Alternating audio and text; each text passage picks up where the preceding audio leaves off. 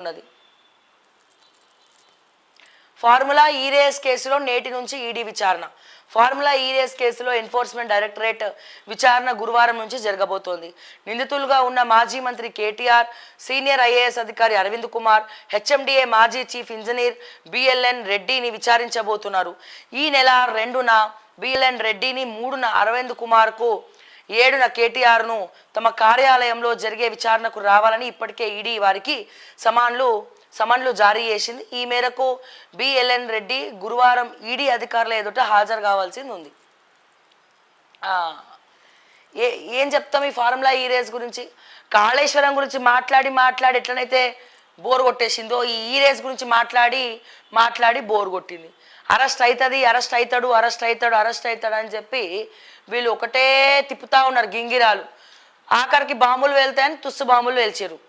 ED విచారణ ఇప్పుడు మొదలుకొని మళ్ళీ నెక్స్ట్ ఏడాదికి అవుతుందో అది. ఏసీబీ అయితే అసలు నోటీసులే పంపలేదు. ఇంకా ఫస్ట్ స్టార్ట్ చేసింది ఏసీబీ, కానీ ఏసీబీ నోటీసులు పంపలేదు, ఏకంగా ఈడీ పంపించింది. ఏముందండి, ఏ 1000 కోట్లు 2000 కోట్లు ఇస్తాడు కేటీఆర్, తప్పించుకుంటాడు. అండ్ ఇంకోటి, నేను కేటీఆర్ గారిని సూటిగా ప్రశ్న అడుగుతున్నా. మీరు ఏమన్నారు? ఏం పిక్కుంటారో పిక్కోండి, మీరు అరెస్ట్ చేస్తే హ్యాపీగా ఫిట్ అయ్యి వస్తా, బయటికి వచ్చి పాదయాత్ర చేస్తామన్నారు. మరి హైకోర్టులో మళ్ళీ నన్ను అరెస్ట్ చేయొద్దని చెప్పి ఎందుకు పిల్లేసిరు? మీరు 2 కోట్లు మీ అడ్వకేట్కి ఇచ్చి ఎందుకు పెట్టుకున్నారు మీరు? అంటే నా డౌట్ నేను వ్యక్తపరుస్తున్నా. ఇప్పుడు ఏ రకంగా అరెస్ట్ అయినా కేటీఆర్కే ప్లస్ అవుతుంది కోర్స్. ఎందుకంటే ఇక్కడ మొత్తం రేవంత్ రెడ్డి కూడా పరేషాన్లు ఉన్నారు, రేవంత్ రెడ్డి గారు కూడా పరేషాన్లు ఉన్నారు. మేము చెప్పాల్సింది చెప్పినాం, మీ సలహాదారులను మార్చండి, సరైన సూచనలు ఇస్తలేరు, సరిగ్గా లేదు అని చెప్పి. వింటారు రేవంత్ రెడ్డి, లేకపోతే మా మీద కేసులు పెట్టి జైల్లో పెడతాడు. అయితే అది, లేకపోతే ఇది.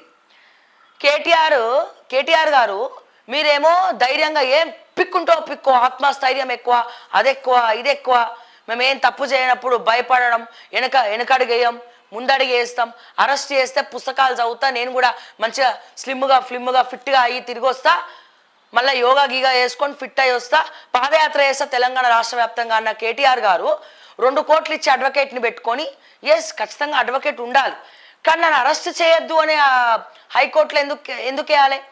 అంత భయం లేకపోతే అరెస్ట్ చేసుకోమని ప్రెస్ మీట్లో చెప్తారు, మళ్ళీ వచ్చి అరెస్ట్ చేయొద్దు అని చెప్పి మీరు పోయి హైకోర్టులో కేసేస్తారు. ఏ రకంగా చూడాలి దీన్ని మేము? అండ్ ఇక్కడ రేవంత్ రెడ్డి గారైనా బీజేపీ వాళ్ళైనా ఆలోచించాల్సింది ఏంటంటే, మీరు అరెస్ట్ చేసినా అది కేటీఆర్కే ప్లస్ అవుతుంది. ఎందుకంటే ముందు అరెస్ట్ చేస్తే ఏం కాదు, ఇప్పుడు ఏడాది తర్వాత ఇంత వ్యతిరేకత వచ్చిన తర్వాత, మీ గ్రాఫులు పడిపోయిన తర్వాత ఇప్పుడు అరెస్ట్ చేస్తే అరెస్ట్ ఎవరికి కలిసి వస్తుంది రా నాయన అంటే కేటీఆర్కే. ఇప్పుడు కేటీఆర్ అరెస్ట్ అయినా ఏమవుతుంది? ఏం కాదు. అక్కడ ఇప్పుడు ఎట్లనైతే నవీన్ మిట్టలు, అమయ్ కుమార్ తప్పించుకొని తిరుగుతూ ఉండరో, అమయ్ కుమార్ మీద విచారణలు చేపట్టిండ్రు. ఏమైంది విచారణ? ఏం కాలే, కథ కంచికి ఆయన ఇంటికి పోయిండు. అట్లనే నవీన్ మిట్టల్ అయితే ఏకంగా ఎక్కడ అరెస్ట్ చేస్తారో, మళ్ళీ ఎక్కడ ఈడీ కేసులు వేస్తాడో అని ముందే 1000 కోట్లు కాంగ్రెస్కి, బీజేపీకి ఒక 2000 కోట్లు. మరి అందుకే కదా మన జ్యుడిషియరీ ఇట్లున్నది, మన సిస్టమ్ ఇట్లున్నది. తప్పు చేయాలి, 40,000 కోట్లు 50,000 కోట్లు సంపాదించాలి, ఎవడన్నా అడ్డొస్తే ఒక 1000 కోట్లు వేయాలి, ఓ 2000 కోట్లు వేయాలి, కేసు నుంచి తప్పించుకోవాలి. ఇది కదా జరిగింది, ఇది జరుగుతోంది కదా. సో వీళ్ళు కూడా ఏముంది, ఆస్తులు బాగానే ఉన్నాయి కాబట్టి ఒక